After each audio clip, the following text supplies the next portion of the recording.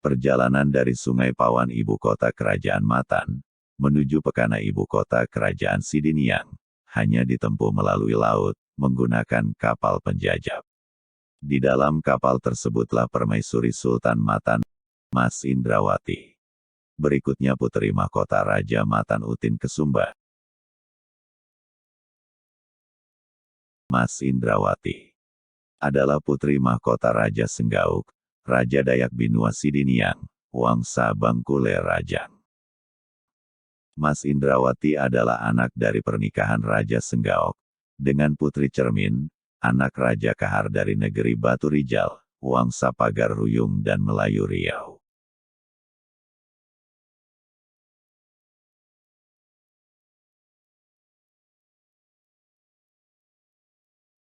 Kapal berikutnya berisi rombongan Habib Hussein Al-Qadri dan istrinya bernama Utin Kabanat Nyai Tua, binti Sultan Muhammad Muwazzuddin.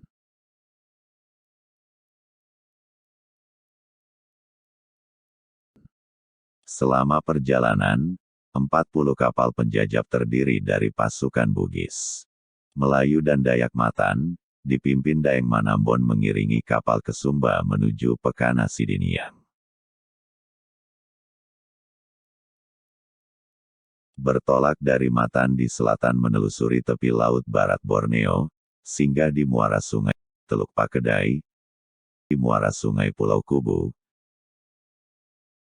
Perjalanan menyisir tepi barat Borneo hingga muara Kapuas kecil yang dikenal sebagai muara Sungai Kakap. Kemudian dilanjutkan hingga muara Secapa.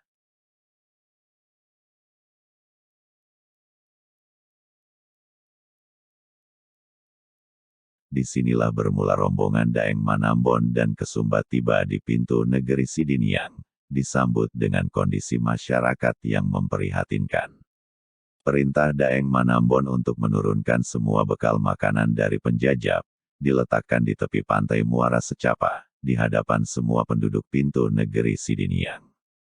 Disinilah Daeng Manambon dan Habib Husin bersama semua yang hadir, untuk bermunajat kepada Allah Subhanahu wa Ta'ala, menggelar doa tolak bala, agar terhindar dari 1000 bala petaka, di hari Rabu terakhir bulan Safar, yang dikenal saat ini sebagai tradisi robok-robok. Usai berdoa, dan semua yang hadir turut makan bersama, yang digelar di pantai muara Secapa.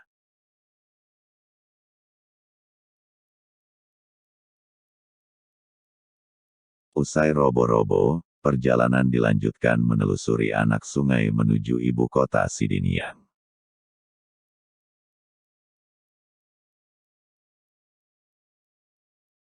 Sidiniang berduka.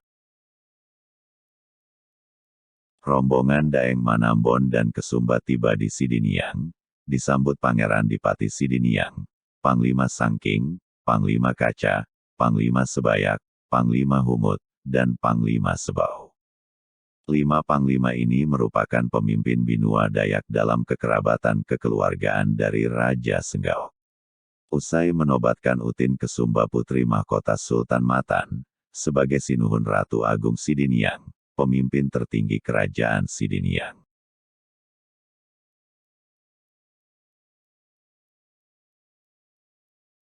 Raja Senggaok meminta kepada Pangeran Mas Surya Negara Daeng Manambon sebagai pejabat besar kerajaan Sidiniang, mendampingi Ratu Agung Kesumba dalam pemerintahan otonom Sidiniang. Raja Tua Sidiniang, Panembahan Senggaok wafat, dan Sinuhun Ratu Agung Kesumba bertahta menggantikan kakeknya, Raja Senggaok. Pasca wafatnya Raja Senggaok, Ratu Agung Kesumba memindahkan ibu kota kerajaan Sidiniang, semula di Pekana, berpindah ke Pinang Sekayu, untuk memperluas wilayah ibu kota kerajaan. Tak lama berselang, Ratu Agung Kesumba memindahkan ibu kota kerajaan dari Pinang Sekayu, ke Sebukit. Dipilihnya kawasan Sebukit, adalah dataran tertinggi kala itu yang tak jauh dari muara laut dan akan memperkuat pengawasan teritorial wilayah laut. Pejabat besar kerajaan Sidiniang, Daeng Manambon bersama pasukannya, yang menjadikan Sidiniang sebagai negara maritim dengan kekuatan pasukan laut dan perdagangan hasil alam Sidiniang ke Eropa. Sebukit Rama bukanlah kota yang baru. Pilihan Ratu Agung Kesumba ialah mengikuti peran bijak leluhurnya, yang telah lebih dahulu memilih Sebukit sebagai istana, tempat bersemayam abadi Pati Gumantar, Wangsa Bangkule Rajang.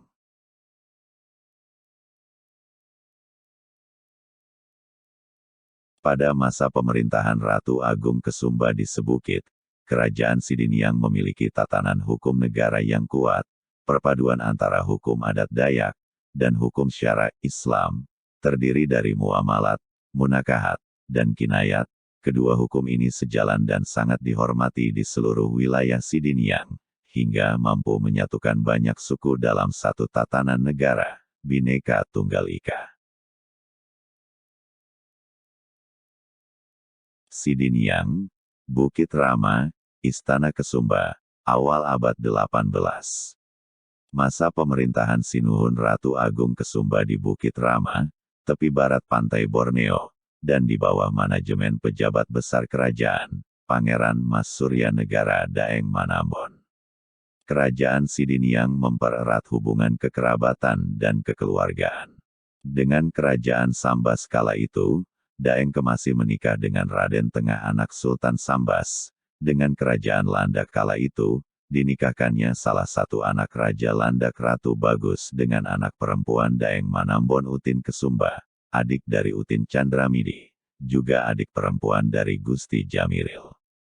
Kerajaan Lingga, Riau dan Johor, dari pernikahan Daeng Pirani dengan anak Raja Riau, dan Daeng Cilak menikah dengan anak Raja Johor, dan Pontianak yang tak lain adalah Syarif Abdurrahman Al-Qadri yang menikahi Utin Chandramidi, anak dari pernikahan Daeng Manambon Utin Kesumba.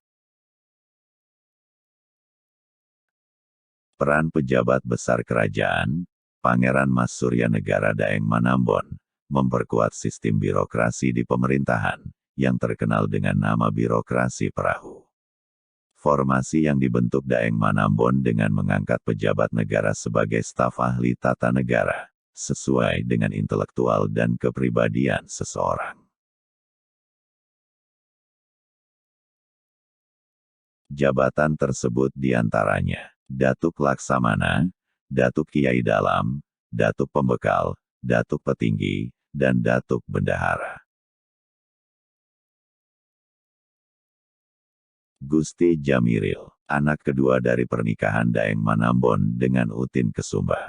Gusti Jamiril adik-beradik dengan Utin Chandramidi, yang dipersunting Syarif Abdurrahman bin Husin Al-Qadri. Sebagai putra mahkota Sidiniang, Gusti Jamiril merajut kekerabatan dengan banyak negara melalui perniagaan. Tak hanya piawai dalam berniaga, ia juga belajar seni perang melalui Opu Daeng Biasa, adik Daeng Manambon yang tinggal di Batavia, sebagai Daeng berpangkat mayor di militer Belanda. Kala itu atas jasanya Daeng Biasa, oleh Himhoff, Gubernur Batavia, diberi pangkat mayor untuk orang Bugis dan dihadiahi sebuah perkampungan, Kampung Baru. Sidiniang, Bukit Rama, tahun 1761. Sidiniang berduka. Pejabat besar kerajaan, Pangeran Mas Surya Negara, Daeng Manambon, suami dari Sinuhun Ratu Agung Kesumba, Ratu Dayak Sidiniang, Daeng Manambon wafat, dan dimakamkan di puncak Bukit Rama. Pasca mangkatnya Daeng Manambon sebagai pengelola pemerintahan, berdampak pada sistem birokrasi negara. Sinuhun Ratu Agung Kesumba, bersama staf ahli birokrasi perahu, dengan bijak, menobatkan Gusti Jamiril sebagai pejabat tertinggi di kerajaan, menggantikan peran ayahnya, Opu Daeng Manambon. Jabatan ini juga sebagai dasar, mempersiapkan Gusti Jamiril kelak sebagai Raja Sidiniang yang menggantikan peran ibunya, Sinuhun Ratu Agung dan juga Ratu Dayak, Sidiniang. Hari ke-14, pasca mangkatnya Opu Daeng Manambon, Gusti Jamiril berencana memindahkan istana ke hilir sungai, dekat muara laut. Kawasan Istana Baru ini dipersiapkan nantinya sebagai ibu kota kerajaan yang baru, di bawah pimpinan Gusti Jamiril. Rencana pemindahan ibu kota, atas persetujuan Ratu Agung dan pejabat negara boleh dilakukan setelah hari ke-40, selepas masa berkabung wafatnya Opu Daeng Manambon.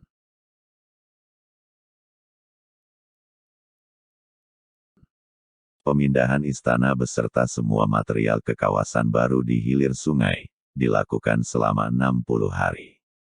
Bukan membangun istana baru, melainkan membawa material bangunan, kayu dan perangkat istana, mencabut semua struktur bangunan dan ornamen, untuk dipindah dan disusun kembali di tempat yang baru.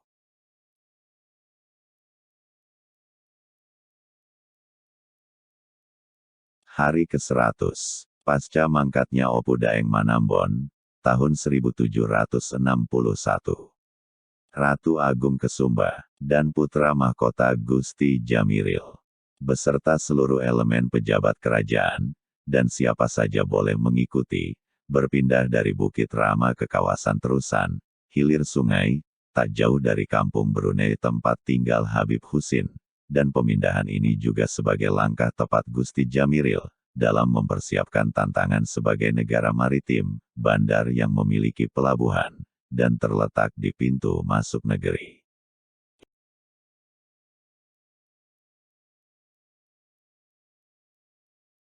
Ibu kota kerajaan telah berpindah, dari Bukit Rama ke wilayah Brunei, terusan hilir sungai, mendekat muara sungai, mendekat ke laut. Istana telah tersusun kembali, menghadap ke selatan, dikelilingi anak sungai sebagai benteng istana, benteng ibu kota.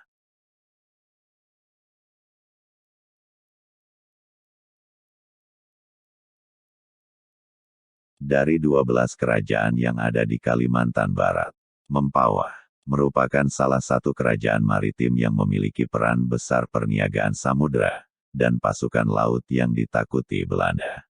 Fakta bahwa Mempawah memiliki pasukan laut yang kuat, adalah banyaknya bangkai kapal perang VOC yang tenggelam, di sekitar Kuala, dan meriam kapal yang berada di halaman Istana Amantubiloh, Istana Raja Mempawah.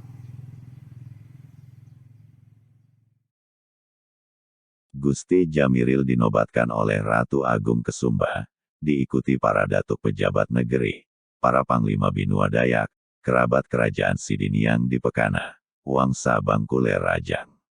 Bergelah, Panembahan Adijaya, Kesuma Jaya, raja dari istana yang menghadap ke selatan. Raja yang dipersiapkan dalam menghadapi tantangan besar sebagai negara maritim.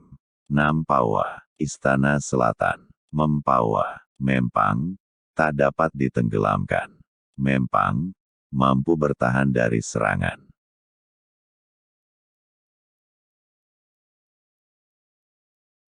Robo-robo Mempawah menjadi agenda budaya Nusantara. Sejarah adalah cikal bakal suatu bangsa. Menjaga sejarah, menegakkan falsafah bangsa. Raja Mempawah, Pangeran Ratu Mulawangsa. Dr. Insinyur Mardan Adijaya, Master of Science.